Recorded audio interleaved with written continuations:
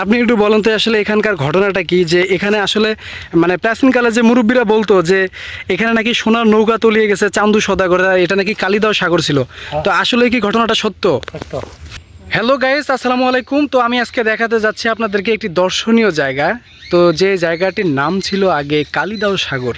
তো এই সাগর দিয়ে আগে চলাফেরা করতো হচ্ছে চান্দু সওদাগর। সেই চান্দু সওদাগর কিন্তু এই কালিদাও সাগর দিয়ে তিনি বাণিজ্য করতো।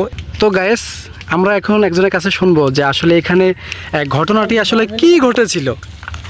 আপনি একটু বলেন তো আসলে এখানকার ঘটনাটা কি, যে এখানে আসলে মানে প্রাচীনকালে যে মুরব্বীরা বলতো যে এখানে নাকি সোনার নৌকা তলিয়ে গেছে চান্দু সওদাগররা, এটা নাকি কালিদাও সাগর ছিল।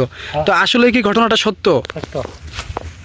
মানে একটু ভালো করে বলেন যে আসলে এটা আপনারা কার কাছ থেকে শুনছেন মূলত, এবং কি কি হয়েছিল এখানে? আগের মানুষের কাছে শুনছি যে এখানে এই সাগরের নাম ছিল কালিদাও সাগর, আর এখানে চান্দু সওদাগরের সোনার নৌকা তলিয়ে গেছে। তল হয়েছে। আচ্ছা আচ্ছা গাইস, আপনারা আসলে শুনতেই পারলেন তার মুখে যে এখানে এই সাগরের নাম ছিল কালিদাও সাগর, এবং সেই সাগরে চান্দু সওদাগর বাণিজ্য করতো তার সোনার নৌকা দিয়ে, এবং সেই নৌকাটি আসলে এখানে তলিয়ে গেছে। এবং তলিয়ে যাওয়ার পরে এই যে বাসগুলো দেখতেছেন, এগুলো কিন্তু আসলে গাইস একাই হয়ে গেছে।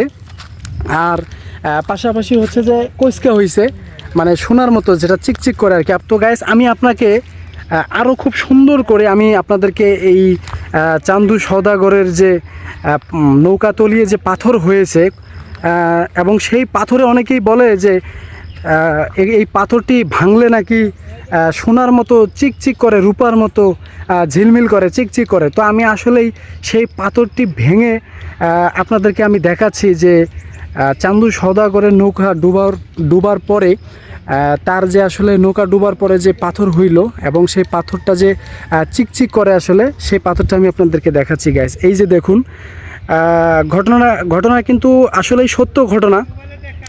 আপনারা শুনতেই পারলেন, আপনারা দেখুন একটু ভালো করে। চান্দু সওদাগরের সেই নৌকাটি এই কালিদাও সাগরে তলিয়ে এই যে পাথর হয়েছে, কইসকা হয়েছে, এবং সেটা কিন্তু দেখুন এখনও ভিতরে দেখেন চকচক করতেছে, কত সুন্দর গাইস।